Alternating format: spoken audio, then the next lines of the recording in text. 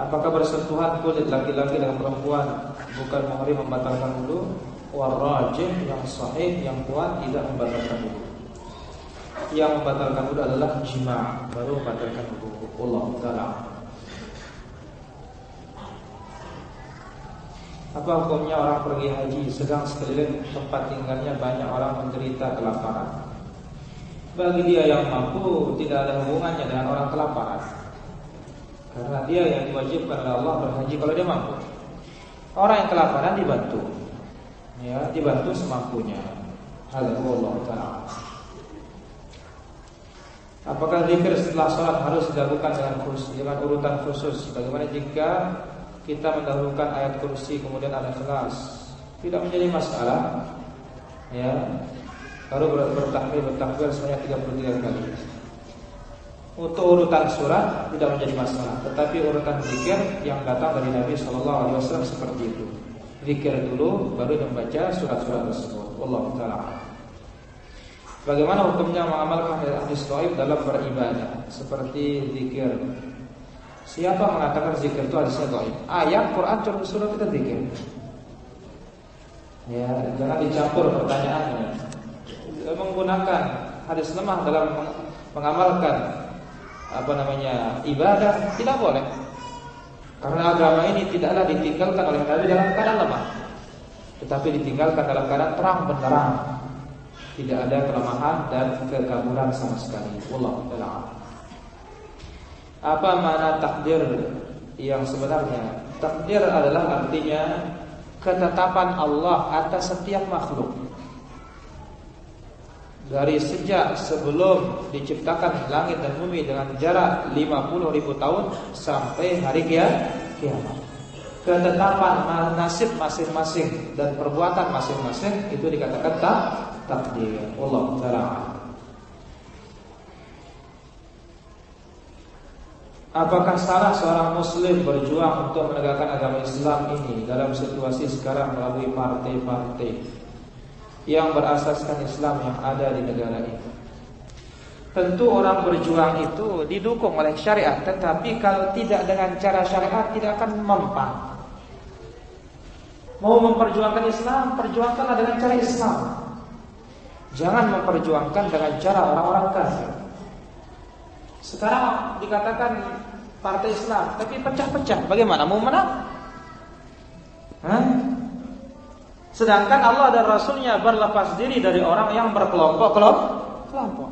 Dan Allah perintah kita wa'tasimu bihablillahi jami'an wala tafarraqu, bersatu. Bersatu dengan apa? Hablullah, kitabullah. Bersatu bukan karena tujuan duniawi, tetapi kita bersatu di atas manhaj, cara beragama, yaitu kitabullah dan sunnah Rasulullah SAW. Maka kalau berpecah belah dan tidak ikut cara Nabi SAW, justru ikut cara orang kafir, Islam apa mau diperjuangkan? Caranya sendiri sudah tidak dikehendaki oleh Allah, berpecah-pecah. Apa mau diperjuangkan terus? Maka tidak ada kecuali memperjuangkan kursi, kedudukan, perut dan kendaraan saja. Tidak ada. Coba apa yang sudah diperbuat? Bagaimana tauhidnya umat? Bagaimana? Korupsi aja nggak bisa selesai, jangankan yang lebih besar daripada itu. Sudahlah, omong kosong semua itu. Ya. Perjuangkan sekarang lewat Islam yang hak ini. Kita nasihati semua dari kalangan bawah sampai atas dengan agama ini, insya Allah mereka berubah. Kalau mau perubahan yang akurat dan signifikan dan jelas dan nyata, dengan dakwah ini. Bifadlillah, dengan dakwah ini sudah berapa orang mendapatkan hidayah? Berapa orang yang kembali kepada jalan yang hak? Tetapi dengan cara yang ada di lapangan, semakin hancur umat, semakin pecah umat, semakin caci maki umat, semakin jelek umat. Apa dikatakan oleh orang? Min thimarihim ta'rifuna. Dari hasilnya kita tahu siapa mereka. Lihat sudah hasilnya. Tidak puas, bikin lagi. Tidak puas, bikin lagi. Kapan selesainya? Apa tujuannya? Tidak jelas. Jadi perjuangkanlah Islam itu dengan cara Islam. Jadi pokoknya kalau tidak ikut cara Nabi, salah sudah. Ya. Tidak salah kalau tidak ikut cara Nabi, pasti salah sudah. Dan berdosa jelas. Karena apa? Wa may yushaqiqir rasul min ba'di ma tabayyana lahul huda wa yattabi' ghayra sabilil mu'minin nuwallihi ma tawalla wa nuslihi jahannam wa sa'at masira. Barang siapa menentang Rasul setelah jelasnya Al-Qur'an dan Sunnah dan mengikuti bukan jalannya para sahabat, kami akan palingkan mereka dari kebenaran dan kami masukkan mereka ke dalam neraka Jahannam, dan Jahannam sejelek-jelek tempat kembali. Hadza wallahu ta'ala.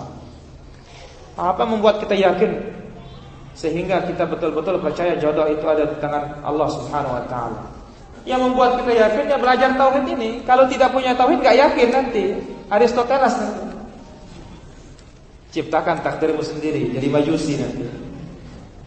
Maka belajar sunnah ini, belajar tauhid yang benar ini, maka kita yakin. Ya Allah taala. Apakah tidak arwah berarti sudah menegakkan tauhid? Belum. Ya. Ini baru menghindari bid'ah. Ya. Masih banyak yang belum. Ya. Maka belajar terus. Ya. Dan apakah tidak berarti kita menyambung silaturahim? Menyambung silaturahmi itu bukan dengan cara bid'ah. Nabi orang yang paling menyambung silaturahim. Sebagaimana kata Khadijah radhiyallahu anha terhadap Nabi waktu datang wahyu pertama kepada beliau, "Innaka la tasilur rahim." Engkau akan menyambung silaturahim ya Muhammad. Bukan memutuskan. Tetapi bukan dengan cara yang bid'ah. Wallahu ta'ala. Bolehkah menggabung niat salat ba'diyah maghrib dengan tahiyatul masjid karena di rumah saya belum salat ba'diyah maghrib? Boleh, tidak menjadi masalah. Ya, isyraqun niyah boleh, wallahu ta'ala. Saya haid tapi darahnya keluar waktu pagi hari atau sekitar waktu subuh, tetapi sampai siang tidak ada yang keluar sehingga saya mandi dan salat asar. Yang saya tanyakan bagaimana dengan salat zuhur, apakah saya ganti? Pertama ketahuilah para wanita tidak boleh tergesa-gesa untuk mandi. Begitu keluar darah, sudah tidak ada darah lagi langsung mandi, tidak boleh. Ini terjadi pada sahabiyah. Maka Nabi SAW mengatakan la ta'jalna, jangan tergesa-gesa untuk mandi begitu hilang darah sampai kalian melihat cairan putih. Kalau cairan putih keluar, maka itulah tanda suci. Setelah suci dan mandi keluar kecoklatan, itu bukan haid lagi. Hadza wallahu ta'ala. Bagaimana hukumnya? Bolehkah kita memakan daging dari akikah kita atau seperti daging korban? Daging korban disuruh kita makan oleh Allah Subhanahu wa taala. Allah berfirman dalam surat Al-Hajj, "Fakulu minha." Makanlah dari korban. Ilmu lain yang mengatakan tidak boleh makan korban itu supaya yang lainnya kenyang kalau kita lapar. Atau tukang sembelihnya saja yang paling banyak dapatnya. Nanti kalau dimakan katanya tidak ada daging yang dimakan itu pas di hari kiamat. Ini adalah ilmu tidak ada dasarnya sama sekali. Allah perintah kita untuk makan. Wallahu ta'ala.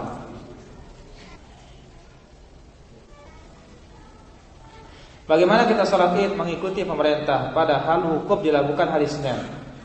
Bukannya hari Selasa sholat Idnya, sedangkan pemerintah menentukan hari Rabu. Apakah enggak haram hukumnya padahal kita tahu hari Selasa harinya salah? Tidak haram hukumnya. Kenapa? Karena Nabi SAW mengatakan as-shaum yauma tasumun, puasanya kalian bersama penguasa. Wal fitru yauma tuftirun, Idul Fitrinya bersama penguasa. Wal adha yauma tudahun, Idul Adhanya bersama penguasa. Nabi yang suruh, apa yang salah? Nabi yang suruh. Namun khusus dalam masalah puasanya memang ada khilaf para ulama. Sebagian mengatakan kita mengikuti Arafahnya Makkah karena Arafah itu hanya satu di sana saja. Tapi sebagian mengatakan kita ikut ya di negeri tersebut. Maka kemana kecondongan kita silakan. Tetapi masalah hari raya lebih utamanya kita mengikuti penguasa. Karena jelas Nabi mengatakan wal adha yauma tudahun. Bahkan dikatakan oleh para sahabat, apa kata Ibnu Mas'ud? Apa yang kamu lihat? dari kekurangan pada jamaah, pada pemimpin kaum muslimin, lebih baik daripada apa yang kamu lihat berupa kebenaran menyelisihi penguasa. Apa yang kita lihat buruk di penguasa dan orang banyak dalam masalah seperti ini, ijtihadiyah ini ya. Dalam masalah ijtihadiyah ini kita lihat itu buruk, salah pemerintah misalkan menetapkan. Itu lebih baik ketimbang kita sendiri kita anggap diri kita benar. Ini ucapan sahabat Rasulullah sallallahu alaihi wasallam. Perhatikan nih para jamaah. Tapi sebagian apa? Orang keras kepala atau gengsi-gengsian karena ormas ini tidak mau sama dengan ini, gengsi.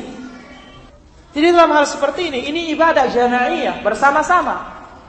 Maka nampakkan syiar Islam kebersamaan tersebut. Maka itu dengar ucapan Ibnu Mas'ud. Apa yang kamu lihat ya dari kekurangan pada pemimpin bersama orang banyak lebih baik daripada kebenaran tetapi menyelisihi penguasa. Ini dalam hal yang bentuknya ijtihadi.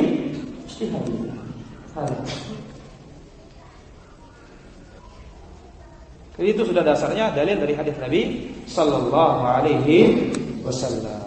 Wal adha yauma tudahhun. Idul adhanya kalian bersama penguasa. Ada.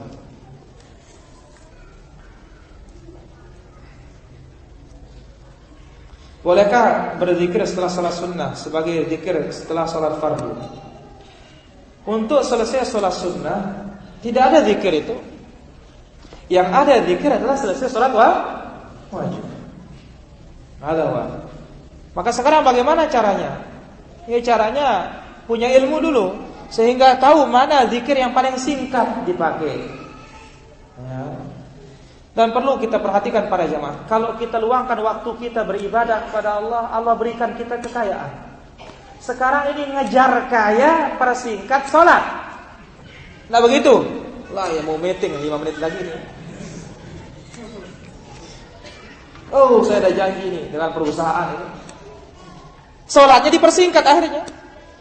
Jadi Nabi sudah katakan, ya, luangkan waktumu untuk ibadah kepadaku.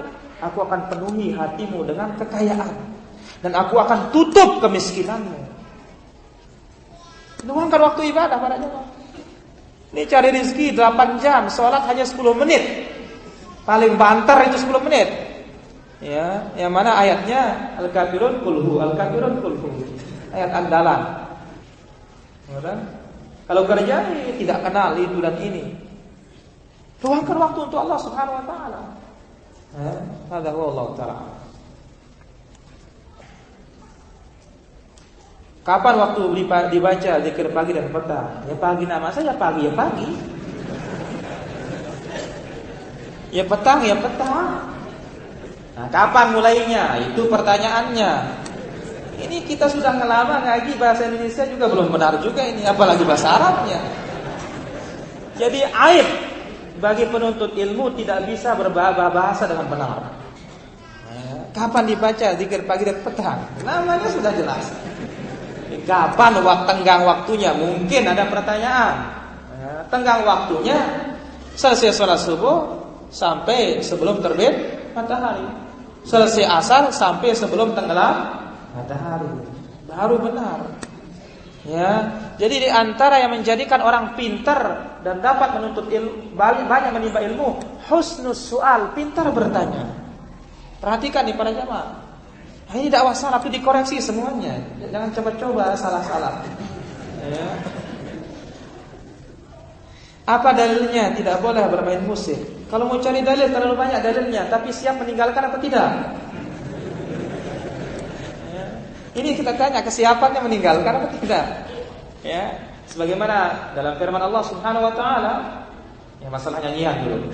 Dalam surat Luqman, wa minan nasi may yashtari lahwal hadith. Sebagian orang menjual belikan atau membeli begitu, membeli ucapan sia-sia. Ibnu Mas'ud bersumpah sampai 3 kali adalah yaitu apa? Nyanyian. Kemudian juga dalam Sahih Bukhari akan datang suatu kaum dari umatku ini menghalalkan, berarti hukumnya haram. Sutra, zina wal ma'azif. alat-alatmu musik. Nah, sekarang siap ditinggalkan atau tidak? Dalil sudah datang.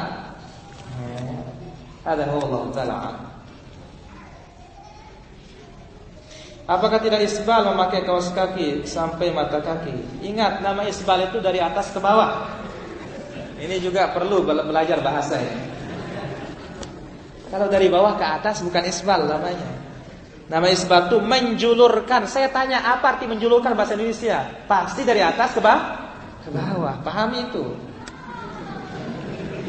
Subhanakallah wa bihamdik, asyhadu an la ilaha illa anta astaghfiruka wa atubu ilaik. Assalamualaikum warahmatullahi wabarakatuh.